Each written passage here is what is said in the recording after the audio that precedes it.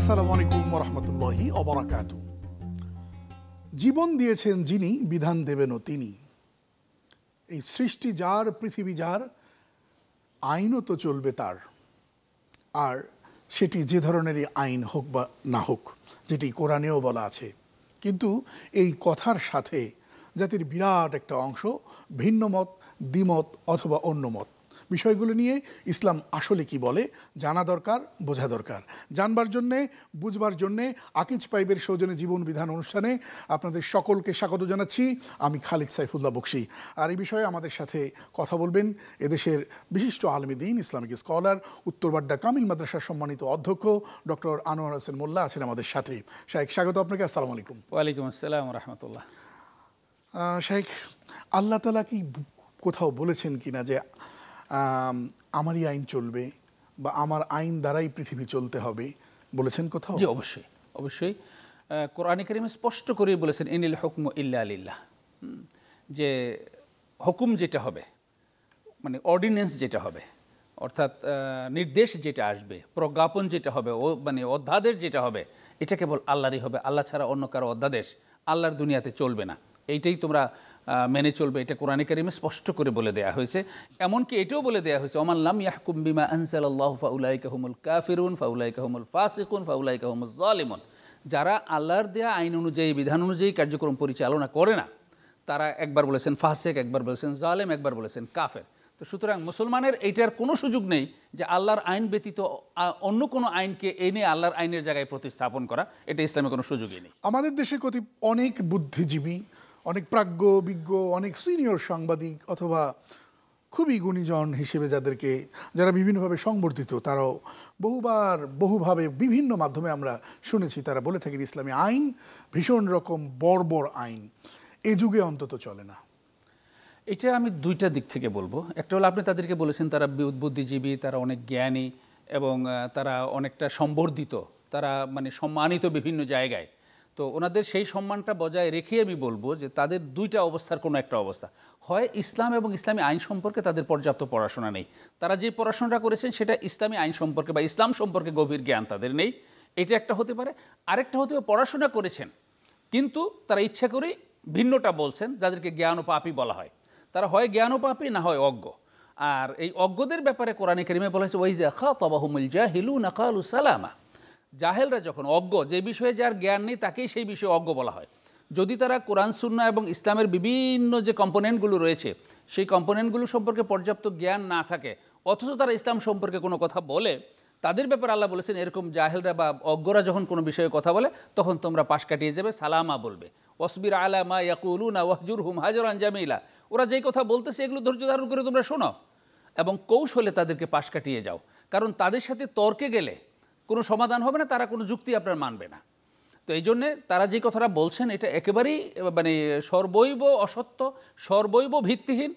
এবং ইসলামের যে বিধানগুলো, ইসলামের যে আইন, দেখতে হবে যে ইসলামের আইনটা কে তৈরি করেছে। আমি আপনাকে বলবো যে ইসলামী আইন যে বর্বর নয়, তাদের অভিযোগের প্রেক্ষিতে আপনি প্রমাণ করুন।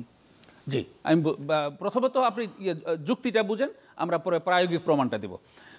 এখানে লজিকটা যেটা, সেটা হলো ইসলামী আইনটা কে তৈরি করেছেন? এই আসমান জমিন যিনি তৈরি করেছেন, মানুষকে যিনি সৃষ্টি করেছেন, তিনি আইন তৈরি করেছেন। মনে রাখবেন, আইন যিনি তৈরি করেন তার উপর যদি আইনের প্রয়োগ হয়, তিনি যদি আইনের বেনিফিশিয়ারি হন অথবা তার উপর যদি আইনটা প্রয়োগ করা হয়, তাহলে উনি অবশ্যই সেই আইনের মধ্যে ফাঁক রাখবেন যে আমার উপরে প্রয়োগ করো, আমি যাতে বেরিয়ে আসতে পারি। অথবা আমি আইনের বেনিফিশিয়ারি যদি হই, তাহলে আইন যেন মানে আমি যেন আমার সুবিধাটা আদায় করতে পারি। এই জন্যই আল্লাহ রাব্বুল আলামিন বলেছে যে মানুষ যদি মানুষের আইন তৈরি করে তাহলে সে তার সুবিধাটা ওখানে রাখবে। এই জন্য আইনটা নিজের হাতে আল্লাহ রেখে দিয়েছেন, আইন দিবেন আল্লাহ তাআলা, যাতে আল্লাহর উপর তো আইন প্রয়োগ হবে না, মানুষের উপর যে আইনটা প্রয়োগ হবে সেটা আল্লাহ তাআলার পক্ষ থেকে দিবেন। সুতরাং যে আল্লাহ রাব্বুল আলামিন মানুষ সৃষ্টি করেছেন তিনিই জানেন যে কোন আইনে কোনটা বিচার কিভাবে করলে, কোন মানে দণ্ড দিলে কিভাবে, কোনটার মানে এনআম বা পুরস্কার কিভাবে দিলে জাস্টিফাইড হবে, সুবিচার হবে, সেটা তিনিই সবচেয়ে বেশি জানেন, যেহেতু তিনি একটা আইনের খুব সমালোচনা এভাবে করা হয় যে চোর চুরি করলো, সে তার দারিদ্রতার কারণে পেটের দায়ী করলো বা যেভাবেই করলো। ইসলাম কত খারাপ দেখো যে ওয়াসারিকু ওয়াসারিকাতু ফাকতাউ আইদিয়াহুমা, এই আয়াতের মধ্যে বলা আছে যে চোর চুরি করলে তার হাত কেটে দাও। তো একটা মানুষের যদি হাতই কেটে দেওয়া হয় তাহলে আর কর্ম করে খাবে কি করে? এটা আবার কেমন আইন? যে আইন দুই ধরনের, একটা আইন হলো প্রতিরোধমূলক, আরেকটা আইন হলো প্রতিশোধমূলক। ইসলামের এই যে দণ্ডবিধির যত আইনগুলো আছে সব আইন হলো প্রতিরোধমূলক। আইনটা এমনভাবে করা হয়েছে যাতে ওই সমাজে এই জিনিসগুলো আর না হয়। আমরা তো এটা মনে করতে পারি যে আইনটা যখন রাসূল সাল্লাল্লাহু আলাইহি ওয়াসাল্লাম আমলে হয়েছে 30 বছর অন্তত খোলাফায়ে রাশেদিন তো ছিল, তাহলে বোধহয় লক্ষ লক্ষ মানুষের হাত কাটা হয়ে গেছে, কিন্তু আসলে কাটা হয়নি, কাটার প্রয়োজনই পড়ে নাই। কারণ এই আইন যখন নাজিল হলো, এই আয়াত যখন নাজিল হলো, এই আইনটা যখন বলবৎ হলো, তখন মানুষ চুরি করা ছেড়ে দিয়েছে, মানুষের জানমালের নিরাপত্তা চলে এসেছে। এই আইনগুলোকে বলা হয় প্রতিরোধমূলক আইন। এই আইনটা শক্তভাবে করার কারণে মানুষ চুরি ছেড়ে দিবে, মানুষ ডাকাতি ছেড়ে দিবে। এবং ইসলামের মূল কনসেপ্টটা হলো মানফা আম্মা, মানে কমন ইন্টারেস্ট, সকল মানুষের যে কমন ইন্টারেস্ট যেন রক্ষা হয়। তো এখন একটা লোকের মানে হাত কেটে ফেলবে, চুরি করলে হাত কেটে ফেলা হবে, এই চিন্তা করে যদি চুরির মানে ইয়াটা রেখে দেওয়া হয়, মানে চুরির প্রক্রিয়াটা যদি মানে চালু রাখা হয়, তাহলে শত শত হাজার হাজার লোক ক্ষতিগ্রস্ত হবে। কিন্তু আইনটা শক্ত করে দেওয়ার কারণে এই লোকটা চুরি করে নাই, শত শত হাজার হাজার লোক বেঁচে গেছে, তারও হাত বেঁচে গেছে। আর আরেকটা হলো, আপনি বললেন যে অভাবের তাড়নায় যদি কেউ চুরি করে থাকে, ক্ষুধার তাড়নায় যদি কেউ চুরি করে থাকে, ইসলাম এটা সম্পূর্ণ এক্সক্লুড করেছে যে যৌক্তিক কোনো কারণে অভাবের তাড়নায় যদি কেউ করে, ক্ষুধার তাড়নায় যদি কেউ করে, তাহলে বলা হয়েছে সেটা আমির এই জন্য জবাবদিহি করবে, ওই ব্যক্তির হাত কাটা যাবে না। পেটে না দিয়ে পিঠে কখনো কিলায় না, ইসলামের এটা চরিত্র নয়। আপনার কাছে আসবে একটা বিরতির পর। দর্শক দেখছেন আকিজ পাইপের সৌজন্যে জীবন বিধান। ছোট্ট একটা বিরতির পর আবারও আসছি ইনশাল্লাহ।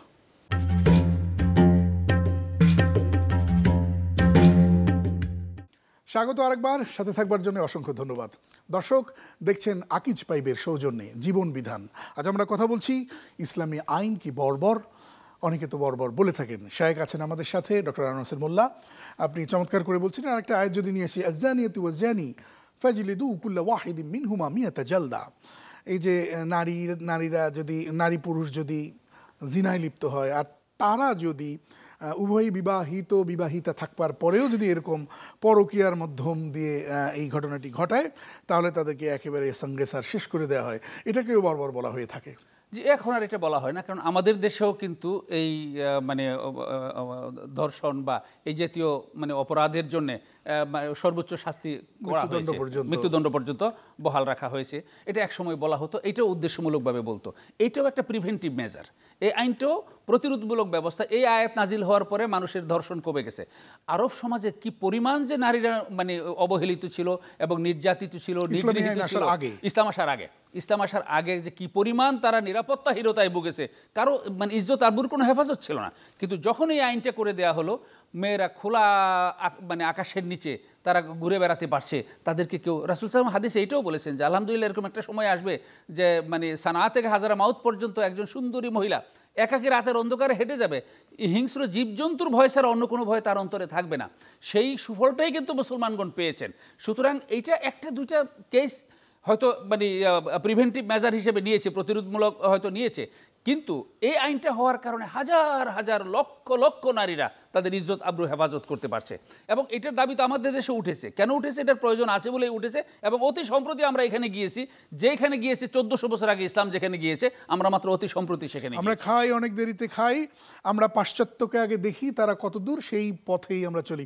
একটা প্রশ্ন রাখতে চাই, এদেশের 90% উপরে মুসলমান, যারা ফজরের আজানে যাদের ঘুম ভাঙে আর দেখা হলেই সালাম কালামও দেয়, আর মরে গেলে সাদা কাপড় আর সেই বিসমিল্লাহি ওয়া আলা মিল্লাতি রাসূলিল্লাহ, বিয়ে শাদী সব কিছু ইসলাম অনুযায়ী হয়, তারা সবাই এবার বলেও থাকেন যে না, আল্লাহর আইন কখনো মানবের পক্ষে ছাড়া, মানব সেবা বা সমাজের স্থিতিশীলতার বাইরে হতেই পারে না। কিন্তু তারাই যখন আবার ক্ষমতায় যান বা আইন তৈরি করেন, তখন তারা নানান রকম থট, থিম বা এক্সপার্ট পাশ্চাত্য থেকে আমদানি করেন। বিষয়টা আসলে কেন এমন হচ্ছে?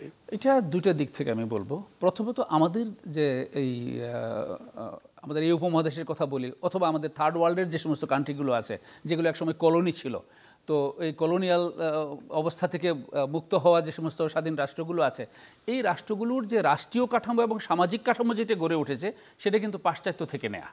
তো পাশ্চাত্য থেকে নেয়া তাদের মানে আইন, তাদের শিক্ষা, তাদের পুলিশ ব্যবস্থা, তাদের প্রশাসন ব্যবস্থা, সব কিছুই কিন্তু পাশ্চাত্য মডেলের। আর পাশ্চাত্য মডেলেরটা মোটেই ইসলামের আলোকে করা নয়। তারা তাদের নিজস্ব বানানো আইডিওলজি থেকে তারা সেটাকে তৈরি করেছে, এবং নিজেদের বানানো আইডিওলজিতে ত্রুটি বিচ্যুতি থাকবে। এটা হলো একটা। আরেকটা হলো তাদের একটা ডাবল স্ট্যান্ডার্ড। তারা এটা মেনটেন করে। একজন মুসলমান হিসেবে যেটা ডাবল স্ট্যান্ডার্ড করা উচিত নয়। মুসলমান ইসলামের আলোকেই চলবে। তো উনি আপনি যদি নিজে থেকে এটা মানেন যে ইসলাম সব কল্যাণের আধার, ইসলাম যে ইসলাম সকল শান্তির ধর্ম, ইসলাম সকল শান্তির বারতা নিয়ে এসেছে, এবং আমরাও বিসমিল্লাহি ওয়া আলা মিল্লাতে রাসূলিল্লাহ বলি, যে রাসূলুল্লাহর আদর্শের কাফেলায় শামিল করে দিলাম। এটা যদি আমি মারা যাওয়ার সময় আমাকে যদি এটা বলে, যেই লোকটা জীবনে রাসূলুল্লাহর আদর্শের পতাকাবাহী ছিল না, তার অর্থনীতি রাসূলের আদর্শে ছিল না, তার রাজনীতি রাসূলের আদর্শে ছিল না, তার বিচার ব্যবস্থা রাসূলের আদর্শে ছিল না, তার সমাজ ব্যবস্থা রাসূলের, তার পরিবার রাসূলের আদর্শে পরিচালনা করে নাই, তাহলে আপনি যতই সেই লোকটা মারা যাওয়ার পরে তার আত্মীয়স্বজন বিসমিল্লাহি ওয়া আলা মিল্লাতে রাসূলিল্লাহ বলুক, যে রাসূলুল্লাহর আদর্শের কাফেলায় তাকে শামিল করে দিলাম, রাসূলুল্লাহ তো নিজের আদর্শের কাফেলা হিসেবে তাকে নেবেন না। তো এই কথাগুলো যারা বলেন তারা ডাবল স্ট্যান্ডার্ড, তাদের নিজেদের স্বার্থে ক্ষমতাকে কুক্ষিগত করে রাখার জন্য, এবং পাশ্চাত্য ধারায় যে চিন্তাটা তাদের গড়ে উঠেছে সেই পাশ্চাত্য ধারার চিন্তার বহিঃপ্রকাশ হিসেবে তারা সেটা করতেছে। এই জন্য যেটা আগে দরকার, এই অবস্থা থেকে বেরিয়ে আসার জন্য সমাজের ব্যাপকভাবে ইসলামী শিক্ষা এবং ইসলাম সম্পর্কে কমপ্লিট ধারণা দেওয়া। আমাদের দেশে আমরা ইসলাম যেটা শিখে একেবারেই খণ্ডিত সামান্য কিছু ইসলামের বিষয়ে শেখায়।